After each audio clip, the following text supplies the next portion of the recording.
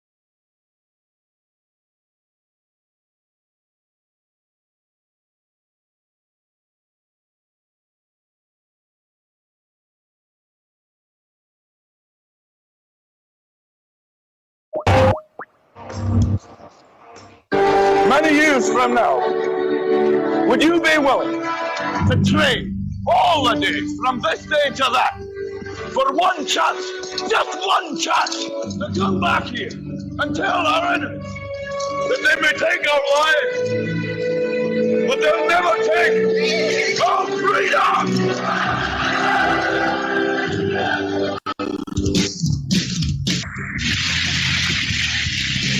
The future is uncertain.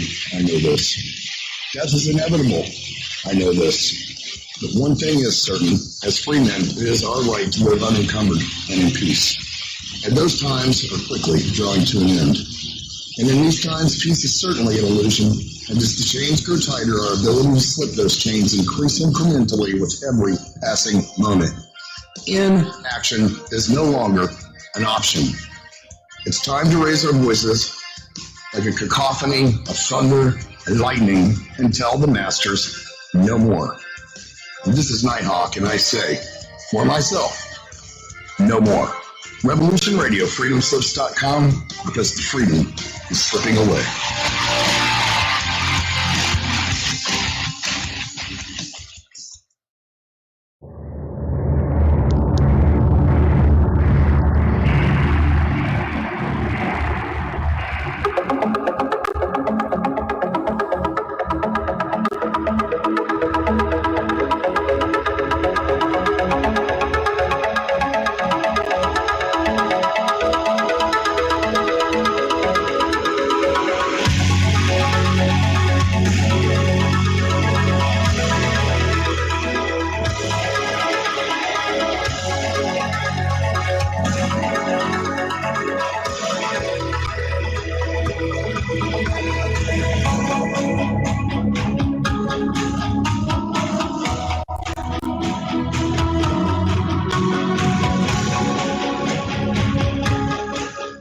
Greetings, Earth Explorers. Welcome to X Squared Radio. I'm your host, Brooks Agnew, coming to you live from an undisclosed location east of the Appalachian Mountains through the America Free Radio studios on Revolution Radio on freedomslips.com. Thank you so much for being here tonight with us.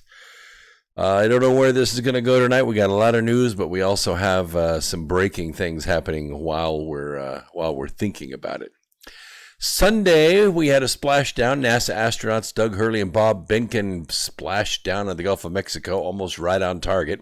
Almost landed on the deck of some tourist boats that were closer to the splashdown than the rescue boat. The mission marked the first time that astronauts have launched from American soil since the final space shuttle flight way back in 2011. After deploying 2 drogue parachutes and then the capsule's main parachutes, the spacecraft landed off the coast of Pensacola, Florida at 2:48 p.m. Eastern Daylight Time. The Dragon capsule performed flawlessly. Had room to spare. Very cool. Very cool. Man is getting ready to go back to the moon, not just with rovers. Another space-related story. You know, we've seen a lot of private companies get into the space business, which I think is really neat. I think it's very exciting stuff. And that being said, a lot of them are running out of money. COVID hurt a couple of them. SoftBank not meeting the capital call for OneWeb caused them to file Chapter 11 bankruptcy last month. But one of their big shareholders, Hughes Network Systems, an original OneWeb investor, said July 27th it would put $50 million into the consortium that is purchasing OneWeb out of bankruptcy protection. This is a good thing. We want to see continuity with OneWeb. We're pleased to be part of this winning team, along with the British government and Barty, that's Pradman Kaul, who's Hughes' president, said in a news release. Our continuing and strengthened involvement with OneWeb extends naturally from our position as a leading geostationary satellite operator and ground network innovator. OneWeb is trying to set up global internet from the satellites, and they had a fair amount of satellites already in place.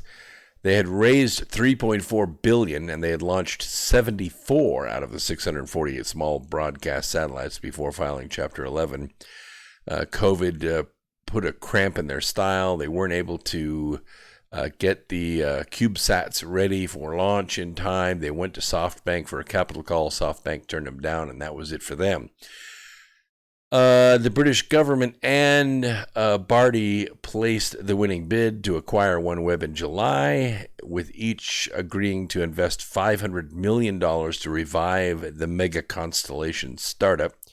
Hughes said it still plans to be a distribution partner for OneWeb capacity, having announced earlier this year it would offer OneWeb connectivity to customers with networks for government and business sites, cellular backhaul needs, and community Wi-Fi hotspots.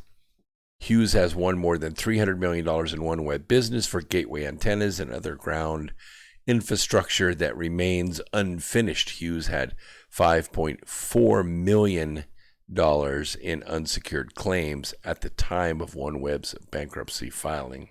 Not a whole lot of money in the grand scheme of things. How are you, Festus? Good to see you out there. Byron, nice to see you out there. Eric, Boo, HVW, hello. Very, very nice to see you out there. So, chat room is filling up in YouTube because we simulcast this program. We go out audio on Revolution Radio, going out through the Streamlink out there, streamlink.com, and we also simulcast on YouTube Live. So if you want to watch as well as hear, you can go to YouTube. If you want to just listen by audio and you're a member of the Revolution Radio family out there at freedomslips.com, you can listen by audio. Either way, we welcome you all to the program. So I want to talk a little bit about the rebirth of the education system. You know, we probably determined in the last few months that public education is non-essential. For some of you, you could say, oh, gee, that's a good thing. I'm kind of in that camp. Of course, all 4 of my kids are graduated and have little kids now. But in order for something to be reborn, first it has to die, right? And it seems that the American education system has been dead for, well, a long time. We just kind of got the official notice in the last few months. But recently, the carcass was finally buried last spring. Public education was finally outed as non-essential. That thunderous noise that sounds like the Twin Towers crashing down is public education collapsing. Big teacher unions are using blackmail tactics for reopening of schools, while wealthy school districts refuse to reopen as teachers continue to receive full pay. I can tell you right now, that's a big burden on property owners, having to still pay full teachers' pay, but having the teachers out there protesting, saying, oh, no, we cannot go back in the classroom because it is not safe. With the closing of schools in March over the Operation Corona Scare, parents have once again become their children's teachers, just like in the olden days. They have had an opportunity to see firsthand what their children are learning and not learning. And many are balking at sending them back to public classrooms because they're saying, what the hell have you been learning? What is this crap in your textbooks? This is not how you do math. This is not American history. This is not social studies. There are only two genders. You get the message, right?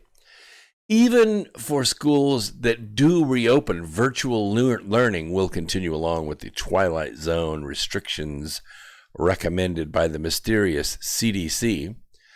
A national poll shows that 40% of parents are more likely to homeschool once the shutdown ends. That's way up. Many parents are withdrawing their students from the system to homeschool that a government website in North Carolina crashed. So there's a lot of stuff with this because there's a lot of money in it. And I mean a lot of money. I'll explain a little bit more of that as we go along. Because some parents are actually being blocked from withdrawing their children from the system. And the fight, as you may guess, isn't over having their smiling faces in the class. They could care less about that. It is about cash. It's about money, not about the kids. Because district funding is based on the number of students enrolled in their system. The more kids, the more money. And the money, I can tell you right now, especially on a county basis, usually makes up about 70% of a county's budget. 70% of a county's budget is the school system.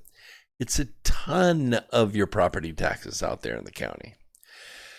So what is the history of American education? This is where the past meets the future here, so let's go over it a little bit. Homeschooling has its roots in colonial America. Prior to the 1830s, education was local, with families teaching their children, as well as some private schools, private tutors, and small academies prevailed in the American South until after the Civil War. In New England, locally controlled one-room schools took root and became an important part of life of many small communities. My grandmother went to a one-room school, all 8 grades. She was brilliant. These small units existed in some parts of the U.S. until the 1960s and are making a comeback. Judeo-Christian values with religious teaching and morals were foundation for children's education, even if the school was not church-related.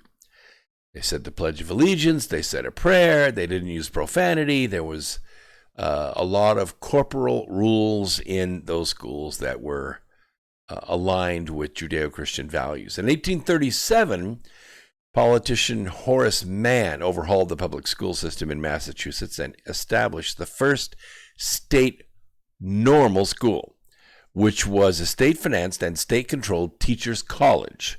Teachers would be the frontline troops to spread statism, that is, centralized federal control. This is exactly what Thomas Jefferson warned us against. He said that education should be local. It should be run local. It should be decided on local. That way, no central authority could take control of it. Public schools would train students to be obedient to government dictates and promote secularism rather than the Judeo-Christian values upon which this country was founded. UNESCO was founded as the education arm of the United Nations to separate children from parental and church influences and indoctrinate them in humanism and one world government. What is the difference between humanism and, I guess, what you could call catastrophism. It goes like this. Let's say we put a graduated cylinder. You know what a graduated cylinder is, a glass cylinder with graduations on it, so you can tell exactly the volume of water or liquid in that cylinder. You place a graduated cylinder under the kitchen sink, and a person walking up on the sink noticed that the sink was dripping in the cylinder. Well, they got out their trusty cell phone and the stopwatch on there and counted the number of drops per minute. And then, knowing that 20 drops is equal to 1 milliliter, they could back calculate how long that graduated cylinder had been sitting underneath that faucet. In other words, the forces that are working upon that cylinder today are the forces that have always worked on that cylinder, and therefore we can extrapolate back to the point in time where that cylinder was placed under the sink. Logical, right? That's humanism. Catastrophism says before you walked in the room, someone had the faucet on, was filling up the graduated cylinder, shut it off, and left it dripping, and it's actually only been there just before you walked around the corner and noticed it. That is catastrophism. It states that there are events that happen that suddenly change the timeline. A flood, a volcano, a close pass of a comet, an earthquake, a storm of some kind, cosmic flares from the sun, all kinds of things change the conditions so that the forces that are acting on it today are not the forces that have always been acting upon it. In other words, each individual local force, whether it's a farming community or an industrial community, a fishing community, a logging community, each individual community has its own forces working on that education system. The school board in a logging area is going to be made up of logging parents. The school board in a fishing community is going to be made up of people who own boats, who have fish stores and fish preservative places and canning places, and all that is going to have a different influence over the education system. You're going to learn probably more about maritime and weather and all kinds of stuff being a fisherman's child than you ever would as a lumberjack's child, because the school system is going to be different. Now, if you don't like the school system on the coast and you like the lumberjack school system, you could move. And that way, the parents, with their freedom to move about the country and live where they want to live and do what they want to do for a living, is what influences the education of those children. And that's exactly the way it should be. And that's the way Jefferson said it should be. In fact, he said that the freedom of any nation rests upon the freedom of its education system. Now, that's not what happened. Even though the U.S. pulled out of UNESCO, the left-wing ideology is still deeply embedded in American schools. We like to think of it as family first. The right of parents to determine the education of their children is a fundamental right. It is deeply rooted in the original Constitution, in the original thoughts and philosophies of the Founding Fathers. This is antithetical to the philosophy of public schools and teachers' colleges, which view themselves as sole arbiters of children's education. In other words, you can't contradict the school. You can't go to the library on your own and read a book that would expand your mind and teach you how to learn. That is not what Marxism is all about. Marxism believes that education is there to teach young people how to change the world. Whereas traditional education, going all the way back to the roots of this country, are there to teach people how to understand the world. A completely different set of core philosophies. Homeschooling parents are especially in the crosshairs of these bureaucrats who attack the right and the ability of parents to educate their kids and form their worldviews and beliefs independently from the state. Now, there are reports that College of Education professor Kevin Weiner does not believe parents are capable of teaching their own children. Quote, parents are trying to decide what is right for them during a time of crisis, which isn't easy. I agree, it isn't easy. But what is important is to recognize is that what parents did with remote learning wasn't homeschooling, but an emergency response that involved trying the school in the home. Homeschooling is very different. It is still demanding and requires a lot of hard work, preparation, and time. Parents need to have not only the subject area knowledge, but also knowledge of how to teach. And because that often requires a big commitment by at least one parent to succeed, it doesn't work with every situation. I agree, but I can tell you, I've known a lot of homeschooled kids. I knew a lot of parents that homeschooled. Were they professional teachers? No. Were they highly educated? No. Were they good teachers? Yes. Why? Because the material is now highly developed for homeschool. The method of presenting the material is highly developed. There are extra resources online like live teachers and live tutors that can help with complex things like physics or algebra. And where parents may not be skilled, all the parents have to do is provide the love and the discipline for the kids to stay in those classes and complete them. They don't have to be expert teachers. They do have to be expert parents. Elizabeth Bartholet, a Harvard law professor and faculty director of the Law School's Child Advocacy Program, called for a ban on homeschooling because it supposedly violates children's rights to a meaningful education and their right to be protected from potential child abuse. She said that some homeschooled children are simply not learning basic skills or learning about the most basic democratic values of our society. You can replace democratic with Marxist. Is Bartholet so uninformed that she doesn't know nearly 2/3 of government school students aren't proficient in reading? And that homeschooled students tend to outperform academically everywhere in every class and every state, and socially their peers are not keeping up with them in conventional schools? Did she purposefully ignore a 2018 report from the Department of Education that found that 79%, wasn't even close, 79% of government schools had violent incidents or crimes on their campuses, and around 20% of students had been bullied in recent school years? They're not subject to crime in the home, and they're not subject to bullying. There is no fashion show. There are no senior boys chasing after freshman girls, which there are in public schools.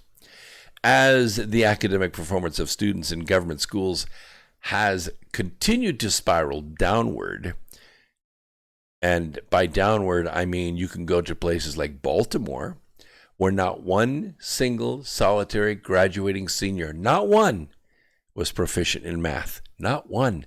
And most of them were functionally illiterate. You know what that means? It means they can't write a complete sentence. They don't know what a preposition is.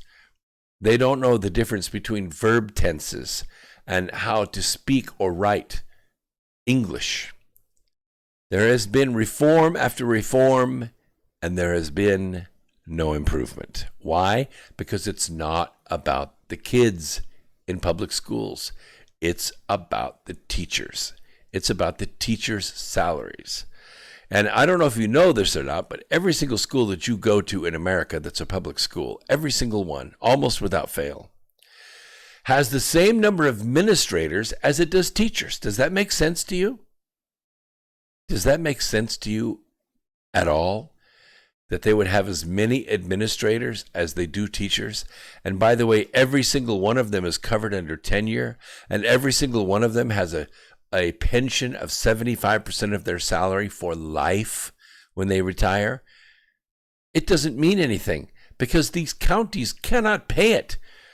If a teacher retires at 55 or 65 years old and lives another 30 years, that county's going to be broke.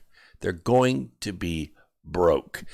Taxpayers are continually gouged for more money to add more technology, more hours, more days, more courses, more layers of bureaucracy, and it keeps going and going and going. It's true. What are you saying, Rich? Rich Kendall? Oh, yes, I get that. I'm going to go there, Rich. I promise. I promise. It's in here. He says, Brooks, sir, do you think they should have a moment of silence for civil rights and keep it separate from the anthem?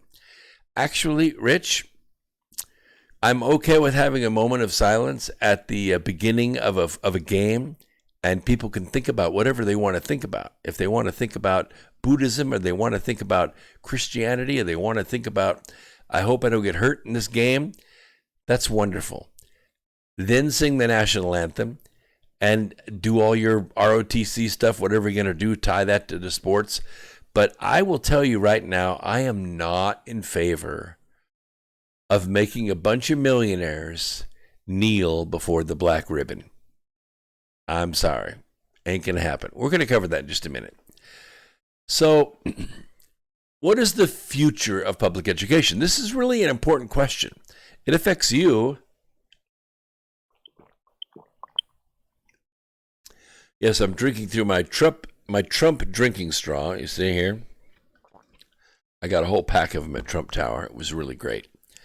What is the future of public education? Because they're taking about $12,000, $15,000, $18,000 per kid per year and pouring it into the education system. So if you have a classroom of 20 kids, think about it. That classroom is consuming about $360,000 in 9 months. That's a bunch of money. That's a bunch of money. And it comes straight off your property tax because that's what pays for it. And if you move into an area and you're retired and you don't have any kids, doesn't matter. Your property tax is going to educate the kids. They kind of believe that, well, educated children are a benefit to the community. You live in the community, therefore you're getting the benefit, and therefore you should pay for it. Yeah, I kind of agree with that in some ways, but it doesn't necessarily mean that all that money has to be spent on public education. What is the future of public education? The decades-old premise that public education is one of the most important institutions in America has been exposed now, finally, because we've stripped it naked. It's a fraud. It is a fraud. Look at Baltimore. Look at just about every community you go to. You're going to see the public school system is pretty screwed up. With this shutdown under Operation Corona Scare, there is no longer the window dressing of school sports. No football games, no soccer games, no marching band, school music programs and other extracurricular programs, free child care services, and the social function of the sports in your community. All that's gone. And when schools do reopen social events, they're going to be canceled.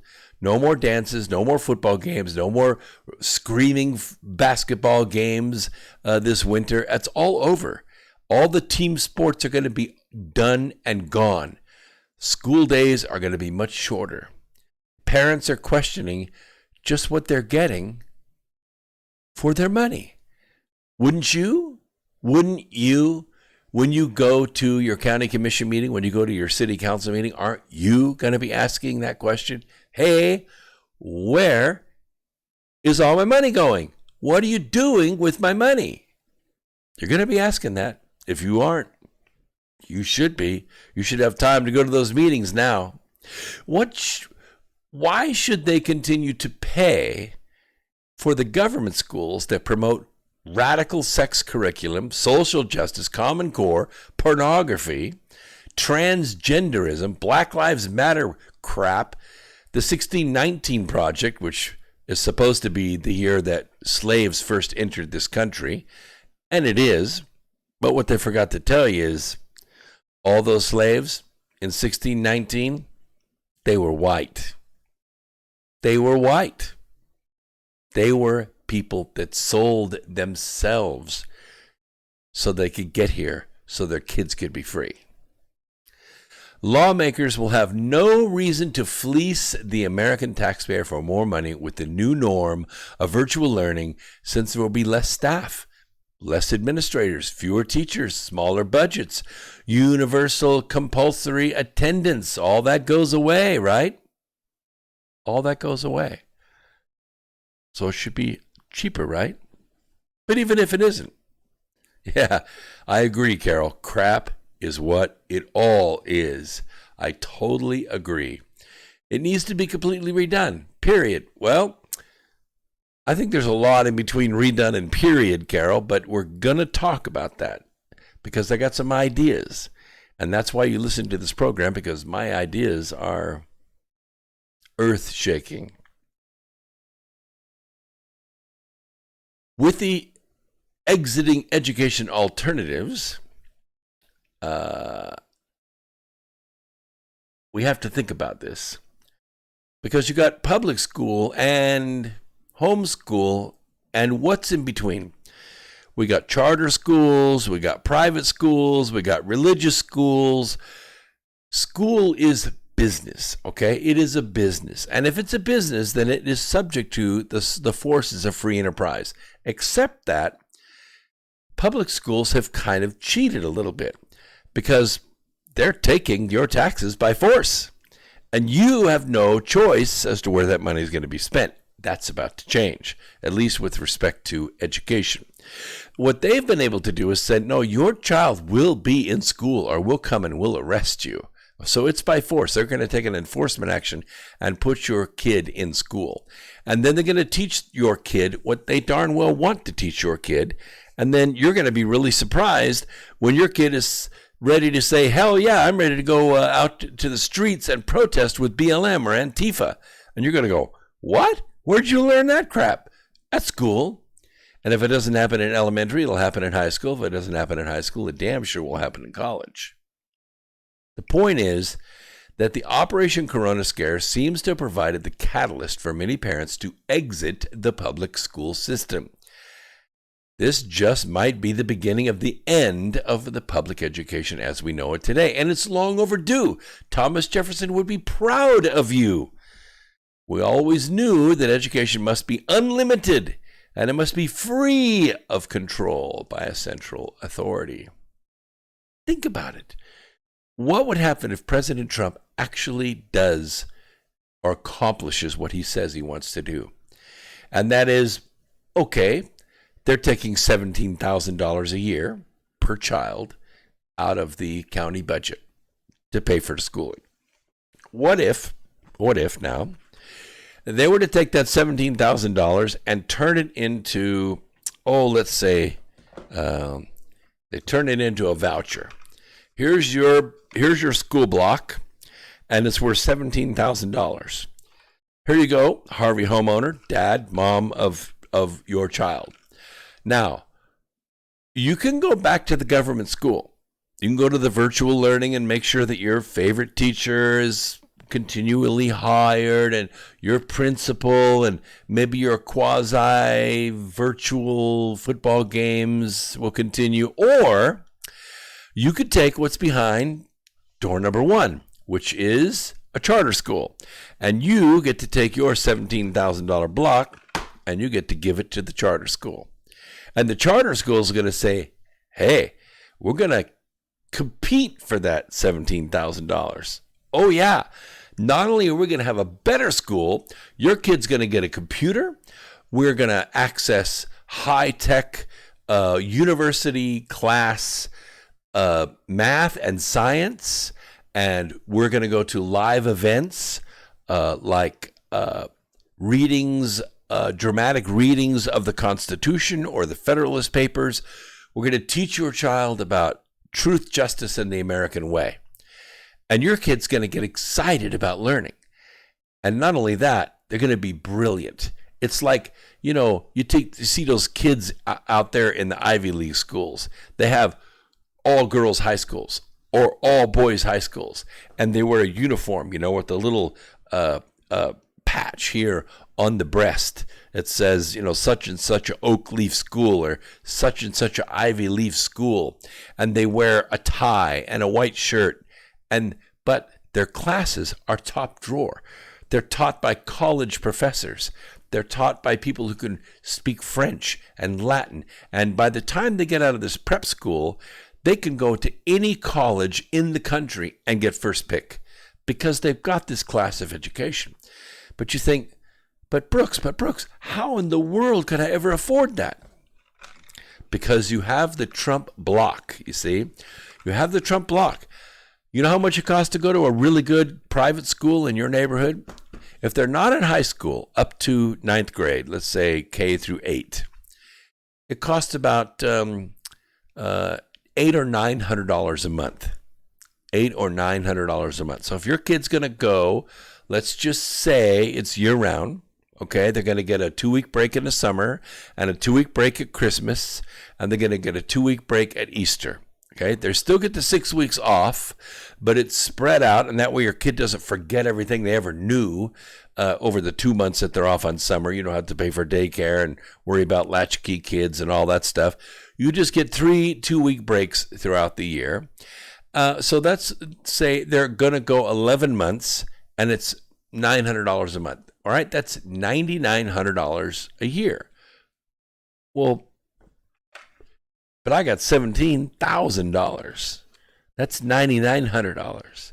You see, now you can afford to send your kid to a good private school in your neighborhood. Now, if they're 9th grade to 12th grade, 9th, 10th, 11th, 12th, which would normally be a 4-year high school, you're looking at about $1,800 to $2,000 a month in most neighborhoods. Still, that's even if it's $2,000, 2,000 times 11, 22 grand, right? It's a little bit outside your budget. But it is not when it's subsidized with that $17,000. You only have to come up with $5,000 a year, which is about $400 a month. $400 a month to send your kid to a top-notch private high school in your neighborhood. Not bad. It's not bad. And you get that per kid. So I'm just saying, lots of opportunities open up. Now, what does that mean for the public schools? It pretty much means the end of public schools. Why? Because right now, the way the public schools are, they don't compete. They don't compete. You got to buy $2,000 worth of clothes for your kids to go to school now. They got to have that fashion, and that's fresh throughout the year. New Nikes and new Under Armour, and it's got to be you got to have the stuff. Otherwise, they get bullied. Otherwise, they don't fit in. Otherwise, they don't have their cliques and their clans and their teams and clubs and all that stuff. Are they really getting educated? No, the education's for crap. Why? Because homeschooled kids consistently, over and over again, outperform public school kids on the same standardized tests. So you're getting a bad education. You have all those social pressures. Plus you have all the freshman girls being hounded by the senior boys. And it goes all the way down, believe me. It goes all the way down. Plus they're learning stuff that you would never want your kids to learn. They're seeing things you would never want your kids to see. They're not even going to know if they're a boy or a girl by the time they come out of school. It's not competitive. And that's what I'm saying. If it's allowed to go to free market forces, the public school system, not the public schools, the public school system will fall apart. I've been saying for a long time, since about, probably 1998, when we first started getting what considered high-speed internet, when we first started getting cable internet. We got access, right? We got access to the internet. And the internet was the latest and greatest, all the information available. You know, when I was an engineer first starting out, we used to use the Thomas Register. The Thomas Register was a green book about this thick, and there were 24 volumes of it in alphabetical order. And that was everything manufactured in the country. The name, the address, the phone number, the contact information, the products that they made, bearings and gaskets and glass and coatings and chemicals, and everything was in the Thomas Register. If you wanted to build something, build a line or build a machine, you went to the Thomas Register and you looked up all the parts. You wrote letters to all those companies and had them submit quotes to you. And it took months, years sometimes to put together big assembly lines. But all that changed when the Thomas Register went from the volumes in a book to the volumes online. Oh my goodness, it made it so much easier. You know what the Yellow Bible is, right? The McMaster car manual, all those parts, everything from valves to tools to bits and all kinds of stuff that you can buy from McMaster-Carr. And it took a long time to write all those part numbers down, call them up on the phone. Yes, I'd like 2 of these and 5 of these, and here's my address and here's my credit card number. Now it's all online, everything. Same thing with Grainger, same thing with all the tooling companies, MSC, and it goes on and on. Now, if you want to put a machine together or do a line, you just go online and you do it. It's the same thing with education. If you want to learn a subject, like I want to learn what happened after the after the Battle of Gettysburg. I want to know what happened after the first moon landing. I want to know what happened after the first heart transplant or the first submarine, or what's going to happen next year in space research. Your professor doesn't know that. Your education, your 6th grade teacher, 4th grade teacher, high school teacher, they don't know that. They're still using the lesson plan they used from the 2nd year of teaching. They just modified a little bit and changed around the questions so the next year's students can't cheat. They use the same lesson plan over and over and over again. They don't innovate. Why? Because they don't have to. They don't have to. Because the system supports mediocrity. And that's the education your kids are getting. I said then, public education is over. If you get a kid that's smart and has self-drive, they could teach themselves from the internet and outstrip their own teachers 50-1. By the time they get out of the 6th grade, they're ready to go into college. And you know what? That's exactly what's happening. Oh, not here. Not in this country. Oh, maybe onesies here and onesies there. But countries like India. India has more honor students than we have students. And they're all self-taught.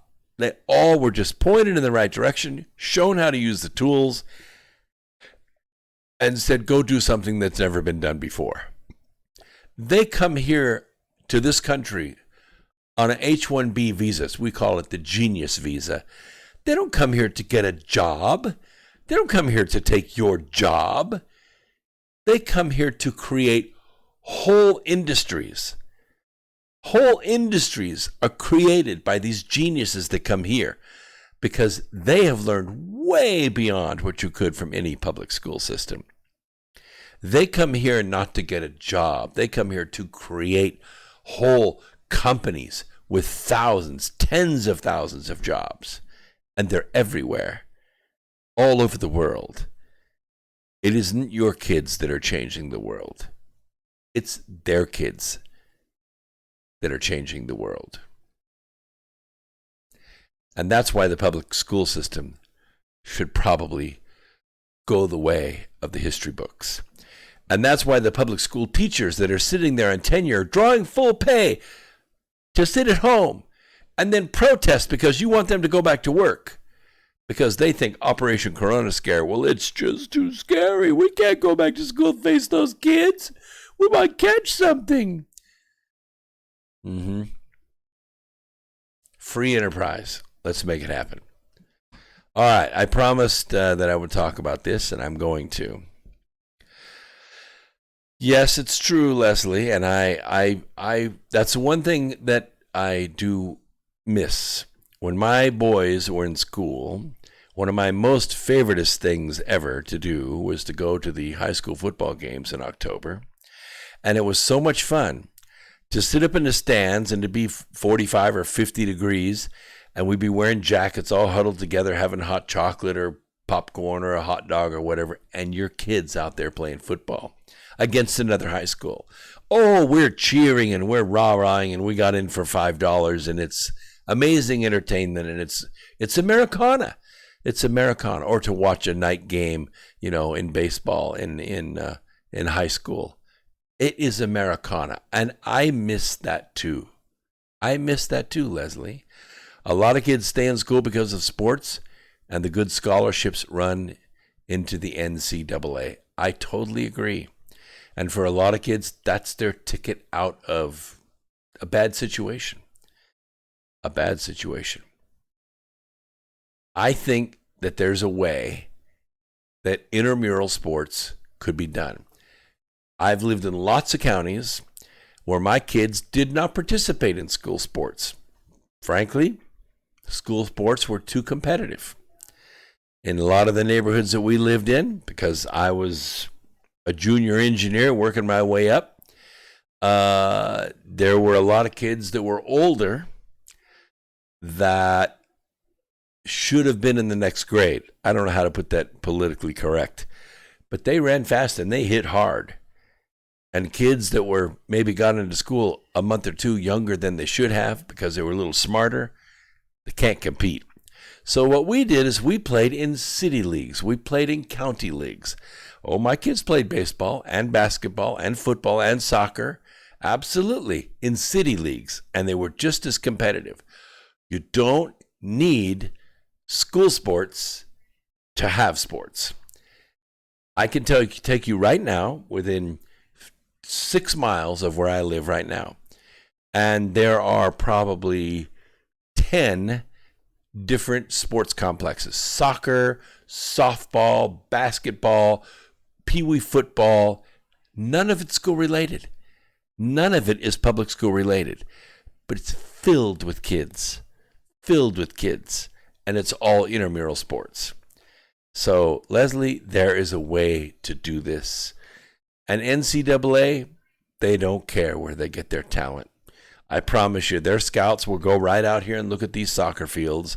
They'll go right out here and look at these pee-wee football games and these Little Leagues games that are out here. They're not going to go to school sports. They're going to pull kids out of Little League. Little League's not high school. Little League's not junior high or middle school. It's city leagues. I guarantee you they can still play sports and they can still get out. Who else do we have out here? Doug 610 says, if kids go back to school, they will unauthorized COVID tests, then with one positive test, put into buses and taken to facility, FEMA, and mandatory vax parents to get them back. Oh, tax. What is that? VAC parents to get them back. Buses numbered on roofs. There's a certain amount of paranoia that goes with this. There is the government, and then there's the government. The government that we elect, which would be Trump and your senators and your congressmen, is not the government that's actually running things. The government that's actually running things thinks it's the bureaucracy. The bureaucracy thinks it's the government. All the agencies, departments, bureaus, and administrations, they're the ones that think they run the country. They're the ones that write the laws, assess the taxes, take the enforcement actions against us, blah, blah, blah. So maybe there will be isolated incidents like this, but I don't think the government, the elected officials that we're putting in place, care about this. I really don't. I don't think they're all Bill Gates. I don't think they're all WHO. I don't think they're all CDC. Americans are Americans, and that's the way we are. But is there a parent out there that doesn't want the best education possible for your kids? I think you do. I think you do. Is there a parent out there that absolutely has to have the babysitter of public schools to take care of your kids during the day? Maybe. But I can tell you, charter schools and private schools will do a better job than public school ever could. Because a public school, they don't care about your kid. They don't care about your kid. All right, so let's get with the story. Who knelt first? Who was the first to kneel at an NFL game? Was it Kaepernick? Hardly. Tim Tebow knelt in prayer following an amazing game that his team won by sheer miracle. NBC immediately called it polarizing. This is what happens when a player kneels in prayer for thanks from God.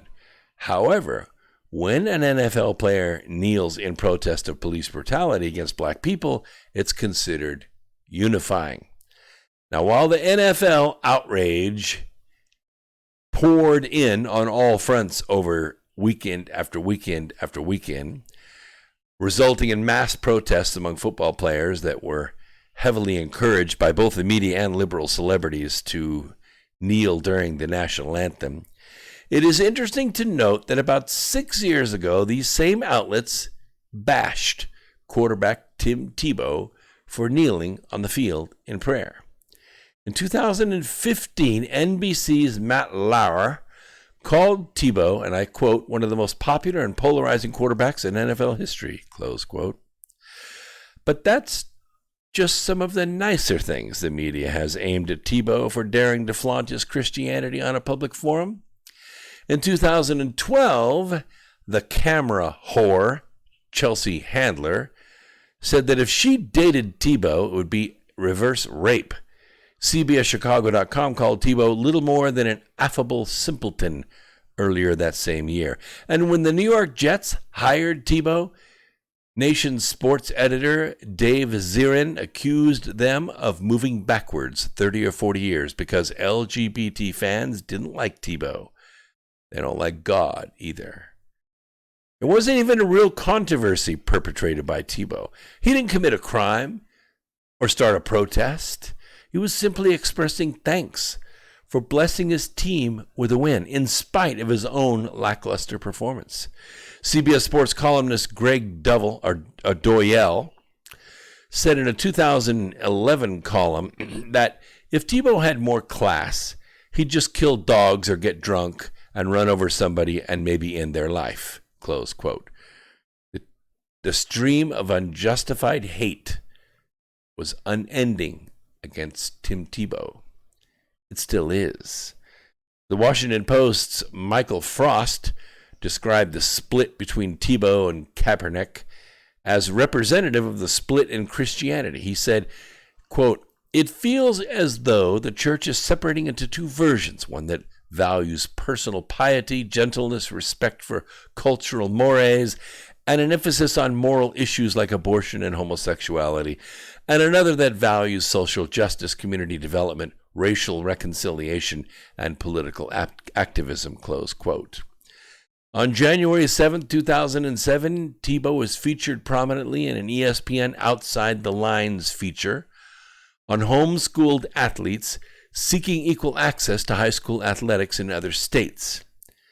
A lot of you don't know this, but because a homeschooler's access to public and private school athletic functions varies by state, Tebow and former defensive end Jason Taylor, who was allowed to play at his local high school in Pennsylvania, argued in favor of extending the right to play for local teams to more states. Upon becoming the first homeschooled athlete to be nominated for the Heisman Trophy, Tim Tebow remarked, "That's really cool. A lot of times people have this stereotype of homeschoolers as not very athletic. It's like go win a spelling bee or something like that. It's a horror for me to be the first one to do that," he said. Tim Tebow received the 2008 Quaqua Protege Award as Outstanding Home Education Graduate.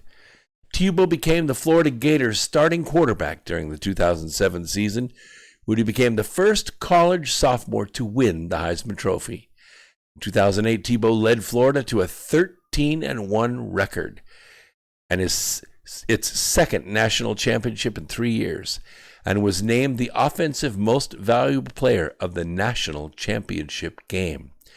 The Gators again went 13-1 in 2009, his senior year. At the conclusion of his college career, he held the Southeastern Conference's all-time records in both career passing efficiency and total rushing touchdowns, appearing 2nd and 10th, respectively, in the NCAA record book in these categories. As a member of the Denver Broncos, Tebow started the last 3 games of his rookie season and became the team's full-time starting quarterback beginning in the 6th game of the 2011 season. The Broncos were 1-4 before Tim Tebow became their starter, but began winning with him on the field, often coming from behind late in the 4th quarter. Miracle after miracle after miracle. With Tebow as the starter, the Broncos won their first AFC West title and also won their first playoff game since 2005, defeating the Pittsburgh Steelers in overtime on January 8, 2012. When people reviewed the game tapes, however, and believe me, everybody did, they can't find anything that Tebow actually did that made them win. He didn't rush too much. He didn't throw too far. He got sacked the normal amount of times, but somehow it was always enough to win the game. The team played as a team. The team liked his leadership. But more than this, the fans absolutely loved him. He was packing the stands. The only downside was that the global media empire hated Tim Tebow. The Broncos saw an opportunity to sign Peyton Manning, so during the 2012 offseason, the Broncos traded Tebow to the New York Jets. He received little playing time and was released after the 2012 season. Tebow later signed with the New England Patriots and then the Philadelphia Eagles, but he didn't play in any games for either team. No one could see anything in the practices that inspired them to play him in the games, so they didn't. And they didn't win. And while Frost pointed out that people have labeled Kaepernick a traitor, the media's hateful outrage pointed at Tebow. When the pro-life ad featuring Tebow aired at the Super Bowl in 2010, Americans loved it. We loved it. But the news and sports actors were angered, and they showed it. While the ad showcased Tebow's mom as a woman who did not have an abortion, even though she was advised to do so for health reasons, pro-choice celebrities found something to attack.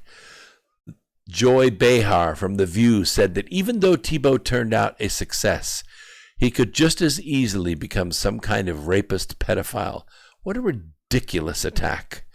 Look at what Joy Behar turned out to be. The media is going to praise Kaepernick because of liberal public attacks against America and its founding is always encouraged as part of the media's agenda. But simply act the part of a faithful Christian, then you will be deemed polarizing and simple. Wow. I always liked Tim Tebow. He's a good guy. Good heart. Not really a stellar baseball player either. Just something about those team sports. He was able to pull people together. We're going to take a quick break. We take one at the top of the hour here on Revolution Radio, and then we'll be back. Don't go away. Thank you very much, Doug, for that great contribution in Top Chat. I appreciate you so much. And thanks for the great comments. Hi, William. Good to see you out there. Yes, Doug, exactly right. There's an attempted Marxist takeover. Make no mistake about it. We're going to talk more about it after the break. So stick with me. We don't have very many people here tonight, only 18. Not really sure what's going on there, but we sent out notice, and they must have turned my notifications off again, but that's all right. A few dozen of us will have a good program tonight. Thanks. We'll see you right back after this.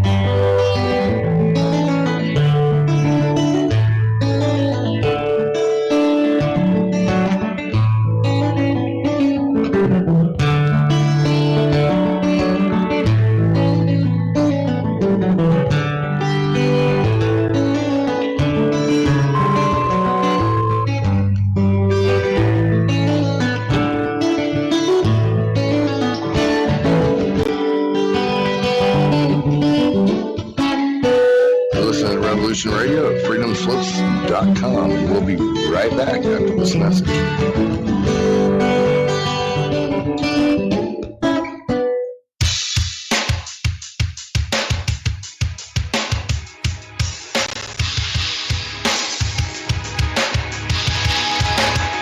Enter into a world unseen on Raven Star's Witching Hour.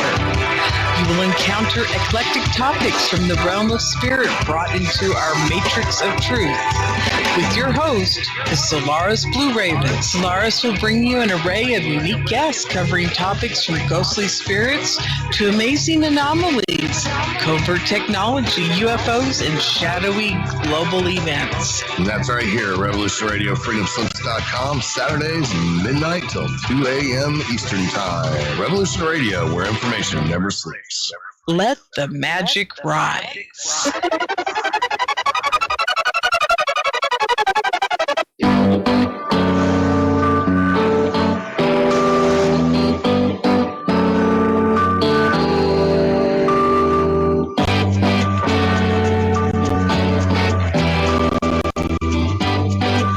We're in a narco-syndicalist commune. We take it in turns to act as a sort of executive officer for the week. Yes. But all the decisions of that officer have to be ratified at a special bi-weekly meeting. Yes, I see. By a civil majority in the case of purely internal affairs. Be quiet. But by a 2/3 majority in the case of more... Be quiet. I order you to be quiet. Look, you stupid bastard, you've got no arms left. Yes, I have. Look! It's just a flesh wound. I don't believe I've seen such a display of courage, skill, nerve, grace, and stupidity. I'll do you for that. Oh, what? Come here. What are you going to do, bleed on me? I'm invincible. You're a loony. The Black Knight always triumphs. Roundtable Live, Monday through Friday, 1 a.m. till 4 a.m. Eastern Time. Bring your mind, bring your ideas, bring your voice. King Arthur had nothing on us here at Revolution Radio, freedomslips.com. This is the people's war. It is our war. We are the fighters. Fight it then. Fight it with all that is in us. And may God defend the right. Warning, warning. We gotta stop them! They're gonna kill us all! See how the trouble you've started? Be they the government, be they industry, be they organized labor, be they anyone, or human beings. Time when the operation of the machine becomes so odious, makes you so sick at heart that you can't take part. You can't even passively take part. And you've got to put your bodies upon the gears and upon the wheels, upon the levers, by all the apparatus, and you've got to make it stop. And you've got to indicate to the people who run it, to the people who own it, that unless you're free, the machine will be prevented from working at all. Revolution Radio at freedomslips.com, the #1 listener-supported talk radio station, throwing ourselves upon the gears of the machine. Revolution Radio, where information never sleeps. You called down the thunder, well now you've got it. Right, you tell them I'm coming, and hell's coming with me, you hear? Hell's coming with me! Revolution Radio!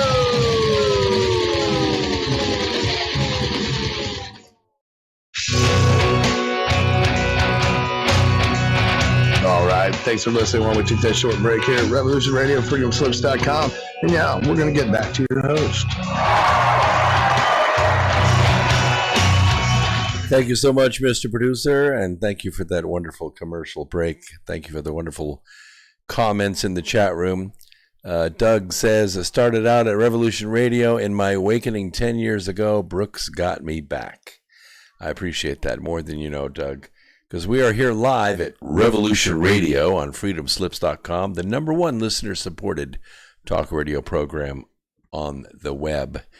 I'm broadcasting out of my America Free Radio studio somewhere east of the Appalachian Mountains, and I appreciate you being with me in the Revolution Radio chat room and also on YouTube Live at my channel, Brooks Agnew. Subscribing to me and following me on social media will treat, cure, and prevent the disease of ignorance. So please do that. And don't forget to visit my website, brooksagnew.com, brooksagnew.com. There's a bookstore there. There's also a couple of items I want to point to. The webinars, once a month. It's a 2-day class, one Saturday and then the next. It's about 4.5 hours of total teaching in manifestation, masterclass in manifestation.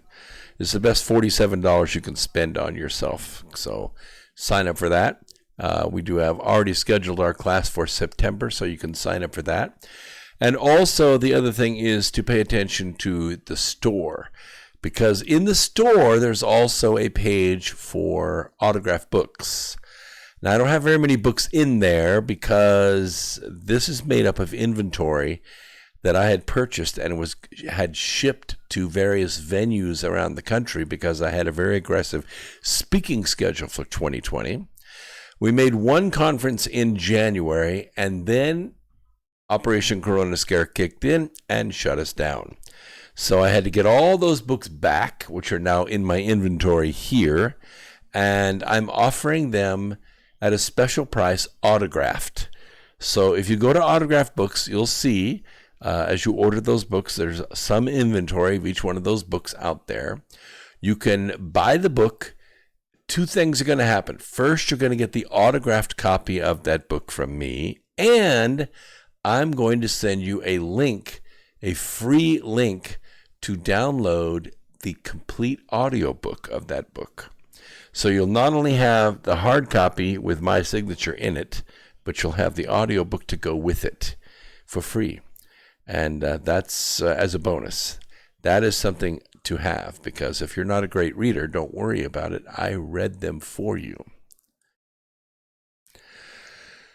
Yes, and we were talking about the cops with the Floyd kneeling thing that started the first round of riots.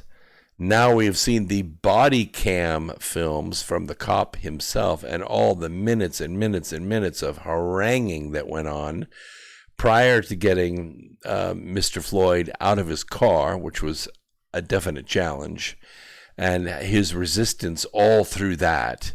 And finally, what we realize is that it wasn't as premeditated as it appeared to be from the original films that were, or videos that were put out there from bystanders, and that probably the police have been overcharged by the district attorney, which means that all those cops are going to get acquitted. Now, if that happens, and I maintain that it probably will happen, you're going to see Floyd Riots Part 2. So you better get ready for that. Yeah, that's a good point, William. He says, this is cool. That's why I'm getting the book Charm of Favor signed, and I'm literally FedExing it back so Brooks will autograph it. Yeah, I will. I promise I will. And that's a great book. That book, Charm of Favor, it has the power to put all these deep staters in prison. So let's talk a little bit about the ununited nations that are seeking the destruction of America. No doubt the headline sounds like a massive conspiracy theory of the tinfoil hat kind, but if we had not seen the reports ourselves and the documentation, we would have not believed it either. That said, if you really wondered why President Donald Trump has no tolerance anymore for the globalist organizations his predecessors tolerated and funded, while their friends and associates among the world elite relied on them to move their socialist agenda, this is probably the answer you're looking for. In June, to very little fanfare, by the way, there was a report in Foreign Policy, and it noted that after United Nations officials initially told their staffers not to participate in any of the demonstrations in the U.S. following the unfortunate death of George Floyd in Minneapolis, UN Secretary General Antonio Guterres reversed course.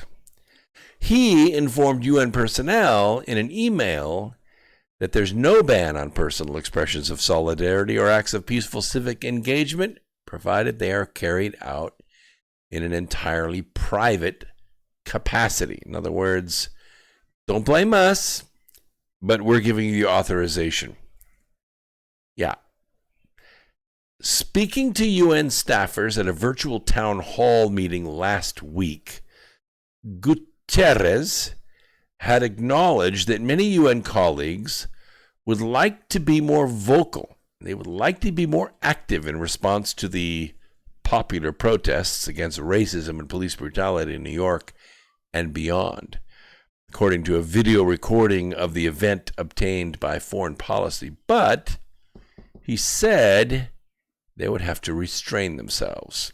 I quote, "We're all shocked by the brutality of the murder of George Floyd. It's important to recognize that at the center of this crisis, there is a serious question of racism," he said. But he cautioned that UN staffers' status as international civil servants place limitations on their freedom to speak out or act. So it has to be your idea. It has to be private. You can't go out there wearing a UN helmet or a UN badge.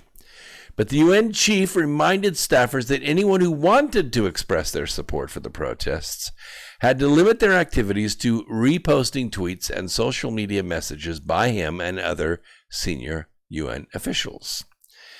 "There's one thing we can do," he said, "which is to retweet, to spread the UN messages that have been issued already in relation to the protests. And this can be done by everyone and multiply and amplify those messages that are messages against racism, that are messages against police brutality, that are messages against inequalities and discrimination." However, that decision got a lot of pushback from several staffers at the UN. You know why? Because some of them claimed that the organization's charter specifically recognized staffers' rights to free speech and the expression of those rights. While I understand the need to ensure the impartiality of its international civil service, it is clear that the internal UN rules cannot override broad international human rights norms applied in every nation. Clement Voul, the UN's special rapporteur on rights to freedom of peaceful assembly and of association. The issues at the heart of the protests that have unfolded since the killing of George Floyd are the same fundamental issues that the UN has been fighting for since its establishment. The UN has been at the forefront of the fight against racism and discrimination. That is the reason why people have taken to the streets and why UN staff should be able to join them. And that's exactly what happened. Within 2 days, the UN put out a press release condemning the alleged mistreatment of journalists covering the protest. But they did it anyway. "We have received numerous reports of journalists attacked, arrested, and detained in the course of their work covering protests in the United States. I have news for you. Journalists don't throw bricks. Journalists don't shoot green lasers into the eyes of policemen. Journalists don't throw fireworks with nails taped to the outside of them at law enforcement officers. Journalists don't try to tear fences down and beat people senseless who are trying to get out of the way. Journalists don't burn cop cars. Journalists don't smash windows. Journalists don't commit acts of violence and hatred. The targeting of media workers with lethal or less lethal force for doing their work is prohibited under international human rights. I got news for you. Journalists are not being attacked by anybody except Antifa. Antifa's the one that are beating the journalists up. In fact, I saw a piece today on Facebook, a woman who clearly had some kind of contusion on the side of her face where she'd been punched or kicked or worse. And she begged people, stop filming, stop taking movies and taking pictures of these riots. Because what's happening is you're putting the faces of Antifa members out on the web. And what's happening is these people are being recognized and they're being doxxed, and the police are going to arrest them, and they're being charged, and they're now serving or getting sentenced to 10 years in prison. So you're endangering their lives by taking the images of them burning cars, beating people up, smashing windows, throwing fireworks and Molotov cocktails. So please stop doing it. Rioters, even if they claim to be reporters, they're still rioters. But this brazen attempt by a globalist body like the UN to interfere in American domestic affairs, I got to tell you, Earth Explorers, It's outrageous.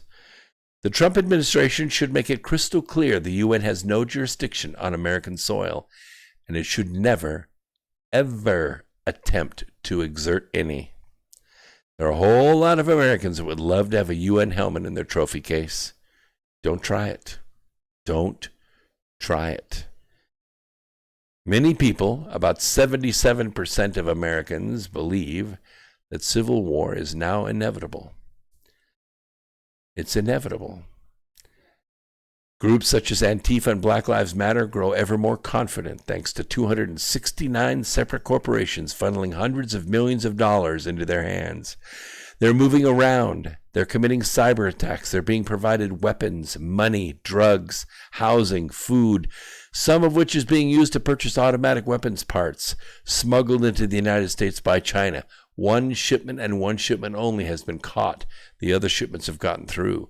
Counterfeit cash, fentanyl to make fentanyl bombs to throw at police. As you know, fentanyl, if you get it in the air or on your skin, it will kill you. It will kill you. It's a chemical weapon. The China weapons smuggling ring has now expanded in Louisville, Kentucky, as well as Detroit, both hubs of Black Lives Matter terrorist recruitment, as well as the NFAC black militant groups who are already marching in formation, wielding weapons. A couple were killed. A couple were shot by mistake, an accident, mishandling of the weapons in Louisville, Kentucky. And they've been threatening white occupants of vehicles. This is not good. I mean, yes, threatening the white occupants of vehicles is bad. But I'll tell you when it's really going to get bad is when one of these white occupants shoots back. That's what happened. That's what happened in one recent event where rioters were yelling and screaming and no one was responding. So they began moving to another area. And as they did, they blocked traffic. And a car was trying to get through the traffic. An individual who was carrying an AK-47, a masked individual with an AK-47, approached the car and evidently tilted that weapon toward the car, and the car shot back and killed him dead. And that was caught on film. They did not catch the person in the car. But that's what happens. Cars are going to start shooting back. And this is exactly what the global syndicate wants. They want this because this is what will start the civil war. It is no exaggeration at all to state that McDonald's, Netflix, Google, Nike, Apple, other well-known brands, they are openly supporting left-wing terrorist operations inside our own country. And they offer no apologies for doing so. They're proud of it. This is the new America, where the tech giants, the media, and the corporations are all in with the left-wing terrorists who openly call for killing of police, defunding police. They just issued a notice in Portland. We're going to defund the police. So here are the new rules for you citizens. Don't carry much cash on you. Don't carry a gun. If somebody tries to rob you, you just give them all your money. Do whatever they say. Give them your car and walk away. Don't try to fight them. Don't resist. Those are the new orders. Those are the new orders. This is the new America. This is the new America. The goal of Black Lives Matter is to achieve the complete overthrow of the United States of America. Keep in mind, Black Lives Matter is not a real organization. They don't have a P.O. box. They don't have a bank account. They don't even have an IRS tax number. IRS doesn't even know they exist. Even though hundreds of millions of dollars have been contributed to Black Lives Matter, not just from private people, but also corporate people, all that money goes to Act Blue. It's all funneled to rich white Democrats who are running for office. Rashida Tlaib won her primary in Michigan. In Michigan. She won her primary. Rashida Tlaib is going to be reelected. Can you believe that? Alexandria Ocasio, a communist Cortez, won her primary in a landslide in New York. She lives in a heavily Democrat district. I don't think there's 6 Republicans in the entire district. She's going to be reelected. That's 2 of the horse's asses of the apocalypse. Ilhan Omar, who has already committed immigration fraud by marrying her brother. Insiders at the DHS are saying she's not going to be prosecuted for that, not going to be brought up on ethics charges for that. She's funneled $1.6 million to her boyfriend's company. Of course, the boyfriend is just turning around and spending the money on her, right? Oh, she's happy with it. She's totally happy with her campaign funds being used for personal benefit. Is it against the law? You bet it is. Is the FEC mad about it? Sure they are. But it takes 2/3 majority of Congress to expel her. It ain't happening. The congresswoman from Somalia, she's going to be reelected. That's 3 horses' asses of the apocalypse. And the last one, Ariana Presley, I'm not even going close to that one. They want to be replaced by a Marxist authoritarian regime where white people are summarily executed, where churches are burned to the ground, corporate fascism, authoritarians like Google, Facebook, Disney, etc. rule the enslaved nation, where thought crimes are punishable by death, and all speech is heavily censored and controlled by the regime. Don't take my word for it. Go listen to it for yourself. The structure of the coming civil war, flash mobs of heavily armed Black Lives Matter terrorists, wielding full automatic weapons funded by corporate America. The coming civil war, however, is not going to be structured like the 19th century civil war that pitted North versus South. That's not going to be it. There won't be any borders with this. This modern civil war is going to be decentralized.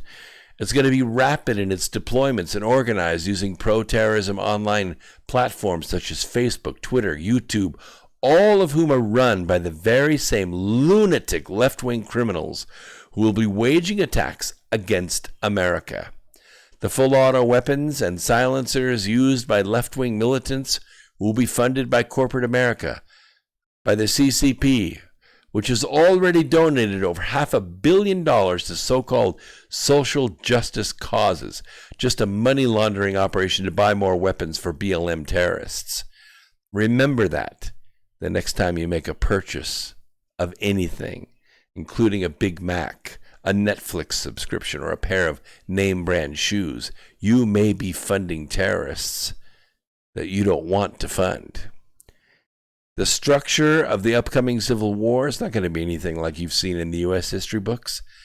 A recent article in foreignpolicy.com, an academic-leaning publication that caters to globalists, offers an insightful analysis of the likely structure of the coming civil war. Keep in mind that this publication is a pro-globalism publication that publishes propaganda hit pieces like one entitled QAnon's Madness is Turning Canadians into Potential Assassins. Can you believe that crap? That's utter crap. The publication also claims that white males are going to be the ones committing most of the violence. Really?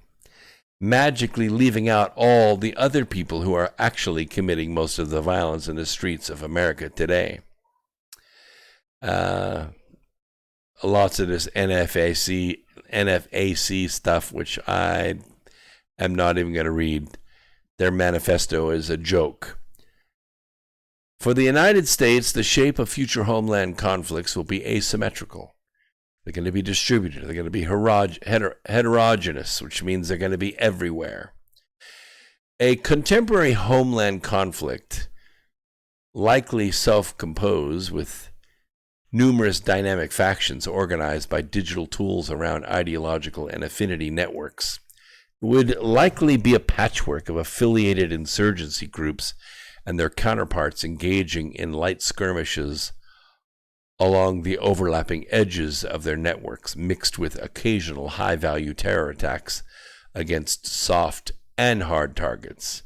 And we're talking about fuel depots, switch yards, places like that can control things, grocery stores, malls, government buildings, upscale neighborhoods, daycare centers, things like that. The terrorist forces will arrive in regular-looking vehicles, then spill into the target area, spraying gunfire and killing innocent Americans. I can tell you this will not go well. It will not go well because the armed American will respond, and that's exactly, I think, what they want. And then we're going to have troubles. Then you're going to have to see the National Guard coming in, and that's going to be difficult to do because it's the same thing that we were fighting in other countries around the world, these ununiformed militants, enemy combatants that are Americans, but they're just twisted into some other kind of weapon. They're going to have to be arrested. They're going to have to be tried. They're going to have to be convicted, and they're going to have to be sentenced. And this is not what we ever wanted with America. So I don't want to see this happen. You don't want to see this happen. And I think there's a way to head it off, because rather than preach fear, I would rather preach love instead. Rather than teach the Global Reset Survival Guide, I would rather teach you to love one another, look for the good in others, and help it to grow a little bit every day. And before long, you will help save the planet. It is a different kind of attitude. But I could just tell you that not everybody is violent like this. The ones that are violent, they can be isolated, and they can be arrested, and they can be taken out. I'm with you, William, but I could just tell you that's not what made America. America is kind of the wild, wild west, yes, but we have our methods of justice, and war is just justice denied, is it not? If we don't deliver justice and there's not equal protection under the law, then we don't have a nation. If we don't have a border, we don't have a nation. We don't have laws, we don't have a nation. We don't have the enforcement of those laws, we don't have a nation. But it must be equal application of that justice. And I had some really, really good news today, which is that the Durham team is nearing the end of its investigation. That means that indictments are forthcoming. I don't think they're going to be sealed very long. What makes me say that? Because today, the FBI raided Optima offices in Cleveland and Miami. Optima, as you know, is a big company that deals in a lot of money laundering between the United States and the Ukraine, among other things. Yeah, it's big. And the fact that they're raiding both offices at the same time, no Optima employees are in there. It's all FBI people, and they're going through their stuff. And I could just tell you right now, if the FBI gets on your trail, they are quantitative accountants, and they will find the money trail. But you know, and I know exactly where this money trail leads. It leads to China Joe. It leads to China Joe. Joe Biden sent billions of dollars to the Ukraine to be laundered through shell corporations and nonprofits. Where did that money get laundered to? Well, it got laundered to a dozen different outlets. One of those outlets was Optima. They're going to be following that money trail right back to Joe Biden. And it's going to happen. I also heard today Joe Biden is planning not to speak at the convention on the 17th in Milwaukee. I could just tell you right now, the only time that's ever happened in American history where the the nominee did not give a speech at the convention was 1940. In 1940, John Nance Garner was running for president. He was Roosevelt's vice president for 8 years. He couldn't quite get there, couldn't quite get to 50%. And so it went to the convention. At the convention, a rumor went around that Roosevelt was going to run for a third term. Well, they very craftily sent a senator to the floor to read a letter that was supposedly written by Roosevelt. It basically said something like, I do not plan to run, nor am I interested in fielding the office of President of the United States. So I encourage the delegates to vote for whoever they want to vote for. Well, wait a minute. Roosevelt didn't endorse his own vice president. Well, who do we want to vote for? That's a really good question. They sat there on the floor for a few minutes in a kind of a stupor. And then, over the loudspeakers from a basement microphone that had been placed there by Harry Hopkins, the building superintendent over the microphone, began chanting, "We want Roosevelt. We want Roosevelt," to which the congregation, made up of all the delegates and superdelegates and party bosses, began chanting right along with it. The place went into pandemonium. Every time the din would die down, one of the party bosses would run up to the microphone. "The state of Ohio pledges all of its delegates to Franklin Delano Roosevelt." It would go again. "We want Roosevelt." And then when it would die down again, "The delegation from Pennsylvania, California, Texas." It went on and on and on. And by the end of the night, Roosevelt had won 86% of the delegates, and his name wasn't even on the ballot for his third term. John Nance Garner went back to Texas and almost committed suicide. He didn't. He was a strong guy, had a strong family. And Mr. Harry Truman came in to serve as Roosevelt's vice president, and the rest is atomic history. August 17th is going to be the Democrat National Convention in Milwaukee, Wisconsin. There is no nominee at this point. Joe Biden is not the nominee. No candidate ever in the history of the United States has announced a running mate prior to actually getting the nomination. Ted Cruz, he didn't announce a running mate. John Kasich, nope, no running mate in the beginning of May of 2016. Did Donald Trump announce a running mate? Nope. Why? Because they didn't have the nomination yet, not till May 26th. Once the nomination was in Donald Trump's hands, then he announced his running mate of Mike Pence. Biden picking a running mate now is not only brash, it's stupid, because he's just a candidate. He doesn't have the votes. Remember, the Democrats canceled all of their primaries, all of their caucuses. They were canceled. China Joe Biden doesn't have the votes to be the nominee yet.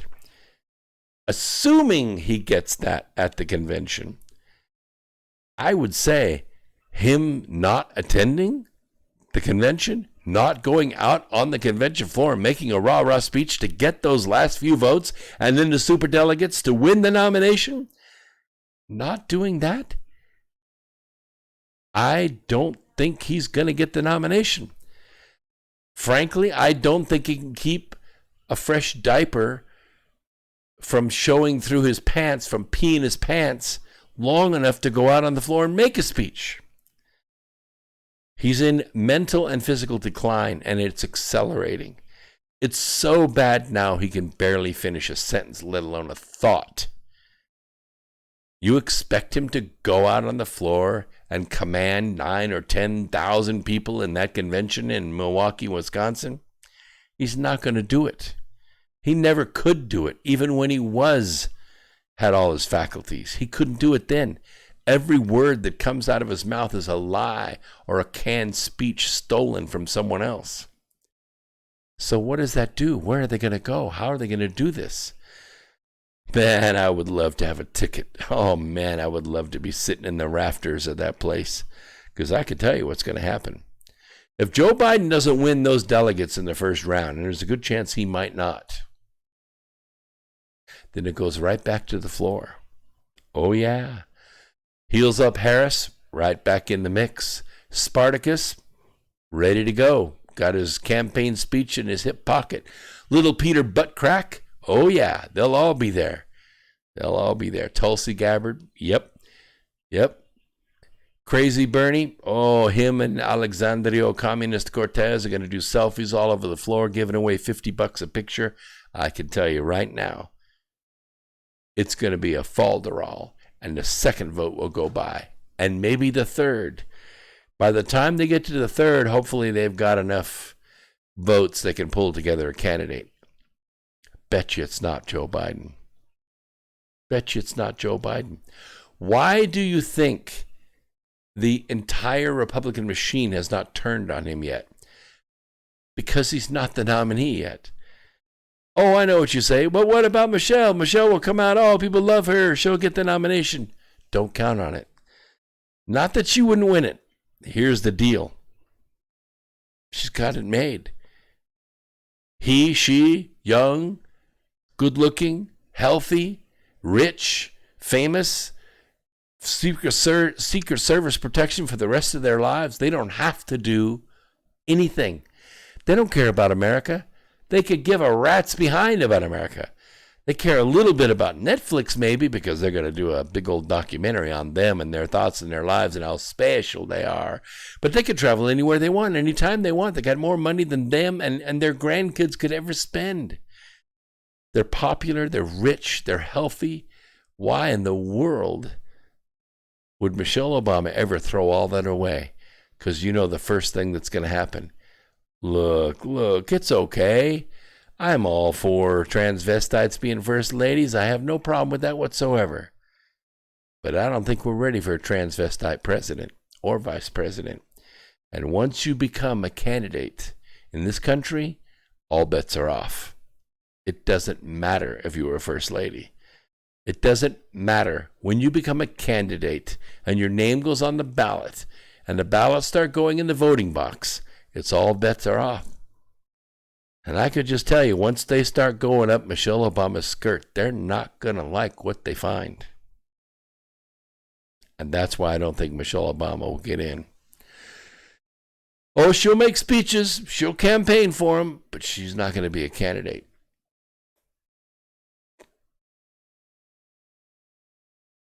So what's going on out there with the coronavirus, Operation Corona Scare? It's morphing, you know. I put out the call, stop testing.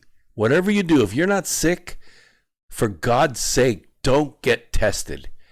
All you're doing is adding to false positives. That's all you're doing. Stop it. Just ignore this whole thing. I've done it myself. Yes, I went to a restaurant. Let's see, it was Sunday, as a matter of fact. I went to a restaurant Sunday with my family. They were parking their cars, and I went on in. Of course, there's a big sign right out front that says, no mask, no entry. Yeah, okay. So I had my mask in my pocket, but I walked in anyway. And the girl behind the counter said, I said, what? I'm sorry, I'm hard of hearing. I need to read your lips. I can't serve you without a mask. You have to put a mask on. I said, well, I can't wear a mask. I have a medical condition. And she said, well, what's your medical condition? I said, well, you see, now you've violated 2 federal laws. One, the American Disabilities Act. You cannot deny me service for not wearing a mask. That's a $75,000 federal fine. The second one is you asked me what my medical condition is. That's a violation of HIPAA. I don't know what the fine is on that, but it ain't pretty. And both these organizations, they love to take down places like this. Now, I'm going to walk over there, that table, which is about 16 feet away, and I'm going to sit down. And you're going to bring me chips and salsa, and I'm going to order a Coke and sit down and have lunch with my family, and I'm not wearing a mask. She sat me, and that was the end of that. Trust me, you have rights, and you don't have to wear a mask anywhere except work. If your boss says you have to wear a mask, you have to wear a mask because those are the terms of employment, but you cannot be denied service. Dr. Harvey Risch, a noted Yale epidemiologist, has accused the White House coronavirus task force member, Dr. Anthony Fauci, of waging a misinformation campaign against the drug hydroxychloroquine. We'll call it HCQ. Claiming the medication has shown consistently encouraging results in treating COVID-19 when used properly. I am so furious about this because a man who I have great respect for, Herman Cain, passed away. Contracted the coronavirus on about the 1st of July. He passed away the 31st of July. He languished for weeks with this disease. He was in good health, 74 years old, younger than China Joe. And he wasn't fat, didn't have any breathing problems, languished with it and finally passed away. I have it on good authority. He was denied access to HCQ.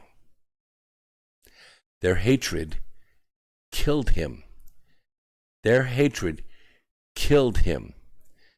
The whole world saw Jim Jordan expose Dr. Fauci as a duplicitous boob in his previous claims that rioting would not spread the virus between humans, but going to church would. Likewise, decrying all medical results from the use of HCQ to successfully treat the virus as merely anecdotal and inconclusive or outright unsafe has resulted in the needless death of tens of thousands of Americans, including Herman Cain. Although there are more than 65 years of amazing medical history with hydroxychloroquine, HCQ, it has been at the center of a protracted political debate since March, all because President Donald Trump cited the drug as promising. HCQ has long been used by doctors to treat malaria, lupus, other kinds of inflammation, things like arthritis. The World Health Organization lists it as an essential medicine, while nearly 5 million Americans already currently hold prescriptions for it. Since Trump's endorsement of the drug, media outlets and medical officials have for months and months aggressively promoted various medical trials that have determined the drug has no effectiveness in fighting COVID-19. News actors universally insist, in spite of the drug's decades-long safe track record, that it is too dangerous to be used to cure the disease. Among the drug's critics have been the infamous Dr. Fauci. In March, the longtime director of the National Institute of Allergy and Infection Diseases dismissed claims of HCQ's effectiveness as anecdotal. Of course, few people are willing to talk publicly against him. He owns stock in several drug companies that make enormously expensive treatments for the CCP virus, which compete with HCQ that costs less than $20 for a prescription. On Tuesday, during an interview on Good Morning America, Fauci flat lied about the drug's purported benefit, claiming that the overwhelming prevailing clinical trials that have looked at the efficacy of hydroxychloroquine, HCQ, have indicated that it is not effective in treating coronavirus disease. That's a lie. That's an absolute lie. Risch, however, is sharply criticizing Fauci's approach to evaluating the drug's effectiveness, arguing that repeated trials and tests have shown that it is markedly effective at treating COVID-19 so long as it is administered properly. By properly, it doesn't mean when symptoms first show up, because it has been given at death's bed and those people have walked away. It means dosage. It means you don't throw 2,400 milligrams down somebody's neck, okay? 50 milligrams at a time, and the person will come right out of that disease without any problem. I have a note coming my way. Randomized controlled trials have been referred to as the gold standard of clinical research experiments. Fauci last month lamented the paucity of such trials regarding COVID-19 cures, but Risch said numerous other types of studies have significant practical value in determining effective courses of medical treatment. It works. The drug works. It costs less than $20. Don't let your hatred of Donald Trump let your friend die. And I cannot understand why Herman Cain languished for 3 weeks in a hospital and ended up dying. It was not necessary. A scholarly article published in Travel Medicine and Infectious Disease last month detailed experiments by researchers in Marseille, France, who treated over 3,100 patients with a combination of HCQ and Z-Pax, which is azithromycin. That treatment regimen was associated with a decreased risk of transfer to ICU or death. In other words, the people improved greatly at a rate that was unquestionable. That study appeared to use hospitalized patients as trial subjects, but Risch said that the facility functions as both an inpatient ward and a day clinic. So during the study, HCQ was not legal to prescribe for outpatients. So the hospital admitted the patients for 1 day, did exams, gave them the HCQ, and then they went home. Only a very small number of those were actually hospitalized. So in reality, they were outpatients, not the classical trial that you might consider. Researchers in Brazil said that patients treated with HCQ and Z-Pak almost never required hospitalization, particularly when the treatment was started as soon as symptoms appeared. Risch also shared an open letter written in late April by upstate New York Dr. Vladimir Zelenko, in which the doctor said he had observed very positive results by treating patients with HCQ, Z-Pak, and zinc. 405 patients, 2 died. 6 were hospitalized for other illnesses, and 4 were incubated. July 20th, Risch ultimately cited a total of 12 separate studies. He showed an irrefutable association with HCQ use and improved mortality outcomes. And by improved, I don't mean slightly. I mean massively, like 92, 96%. Yes, I agree, Warrior B. Warrior B, Yacht. B, Yacht. It's underscore. Says, this is the best chat ever. Yes, it is. We always have this. It's really great. I appreciate the chatters in YouTube so much. Let's see. Stoker says, HCQ can't be dispensed. The pharmacies won't fill prescriptions for it. My wife and my sister-in-law hold full DEA prescription authority, and neither can obtain HCQ for their patients.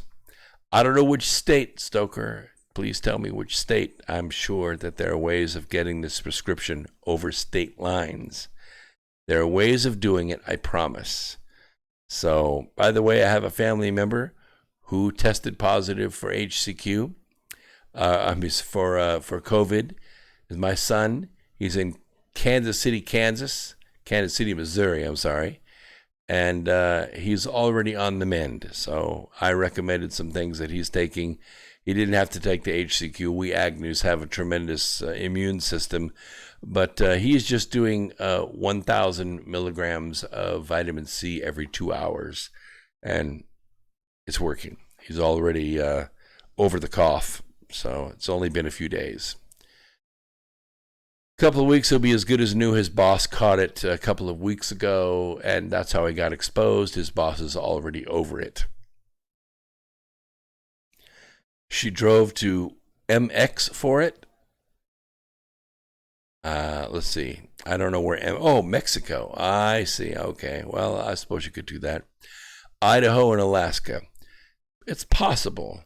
It's possible. Idaho's pretty blue. I don't know about Alaska. But I order prescriptions from other places, and I don't have to go through a doctor to get them. Not painkillers or anything like that, just other stuff. It can be done. There's a way of doing it. William, behave yourself. The bottom line is, it's time, Earth Explorers, to join the herd, okay? A University of Oxford epidemiologist is arguing that COVID-19 herd immunity threshold may be much lower than earlier estimates, which, if correct, could mean this pandemic may be closer to ending than many experts now assert. I maintain somewhere around 250,000 people a day are catching this disease. The vast majority of them show no symptoms at all, but they will build antibodies toward it. Some of them will show symptoms. They will build antibodies toward it. The herd immunity threshold is a number signifying the percentage of a population that needs to contract the disease before it dies out, because it can't propagate. It doesn't have any hosts to go. Many estimates at the start of the COVID-19 pandemic suggested that threshold needed to be as high as 70%. I don't think so. I think we're getting pretty close. It's evident at the mortality rates that are falling off in every single state. Sunetra Gupta, a theoretical epidemiologist at the University of Oxford, said in a recent interview that the real herd immunity threshold may be significantly lower. Gupta, who has been a critic of the ongoing coronavirus lockdowns that most major governments around the world have adopted, I say most, not all, and the ones that didn't are doing just fine, they cited several key pieces of data.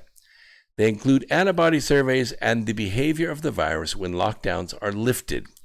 She suggests that data shows the level of herd immunity needed to stop the thing from exploding again is actually much lower than the figures that are currently being thrown around quite incautiously.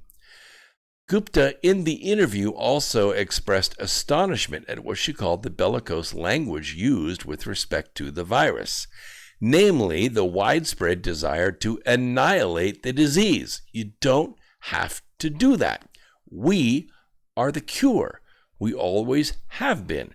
We walk around in an ocean of viruses and microbes every single day. If we were not the cure, we would have been wiped out as a species millennia ago. She called COVID-19 a threat we have to deal with rather than something to destroy. Herd immunity is simply a way of preventing vulnerable people from dying. In an ideal situation, you would protect the vulnerable as best you can, let people go about their business, allow herd immunity to build up, making sure the economy doesn't crash. 10,000 children every single day starve to death because of the lockdown. Do the math. 300,000 children a month are dying, not from the virus. Not at all. They're dying because of the oppressive government lockdowns. That's what's killing them. Because commerce has shut off in many cases. I'm just telling you, that's the real risk, not the disease itself. However, I will say, probably, more than likely, this was the desire of the people that engineered Operation Corona Scare all along.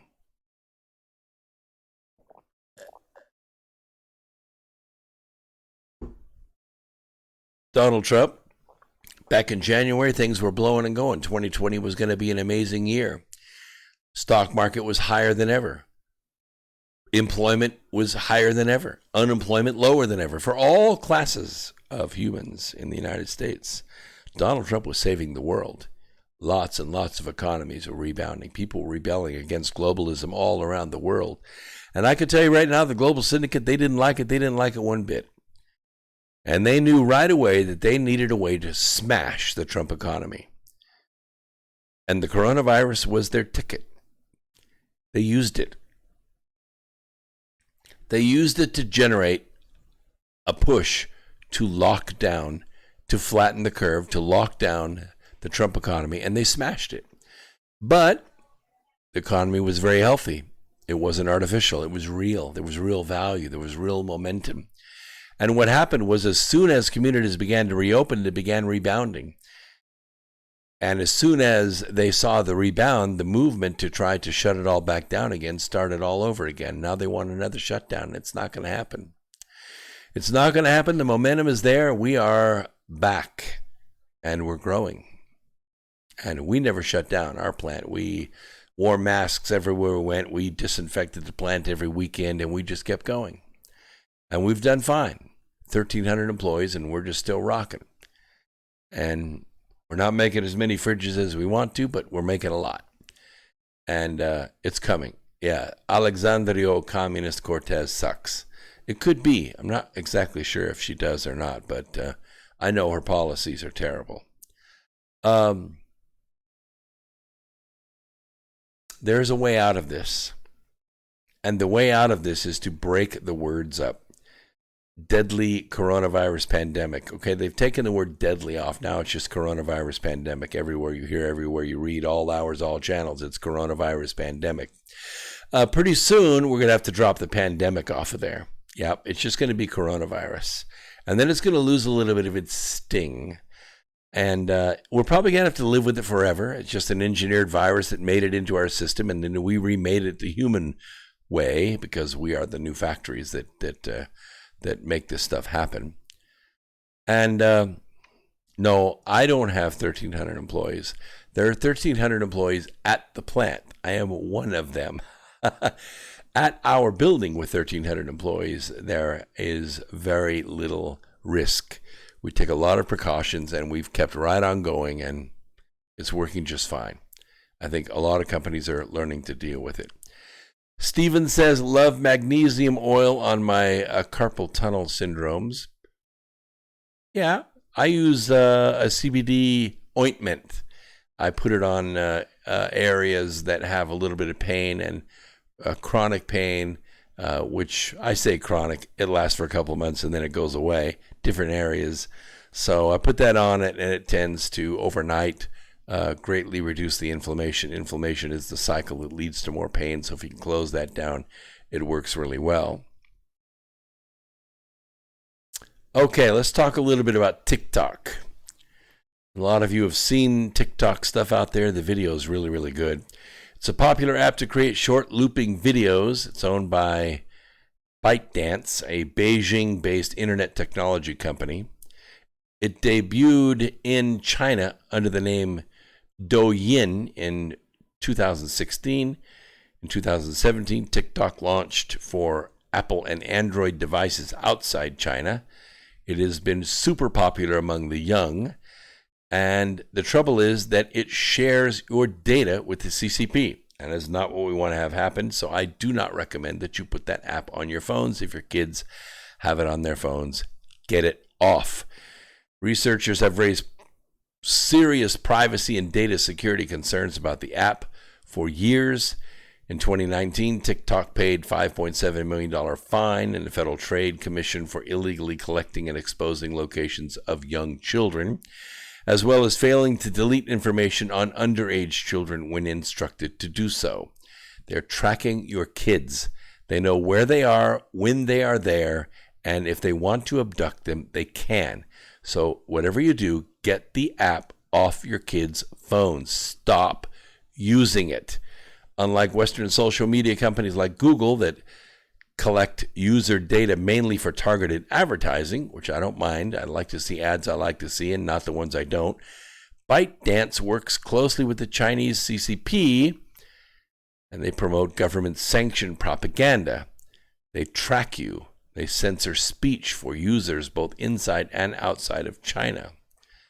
According to a report by Australian Strategic Policy Institute, one of the Five Eyes, ByteDance has played an active role in condoning the CCP's human rights abuses. Okay? So it is involved. I suggest you stop being involved. I want you to go out and look for the good in people. Help it to grow a little bit every day. Keep yourself safe. Situational awareness. And you will end up saving the planet. My name is Brooks Agnew. This is America Free Radio on the Revolution Radio Network, saying, peace, Earth Explorers. Now go and do. Take care of one another. Care for one another. Watch out for one another. Don't let bullies have a way in your neighborhood. Push them off to the side. Starve them out. And they'll go away. That's the way it's done in the United States of America. We'll see you Sunday right here on America Free Radio. Where we go one, we go all.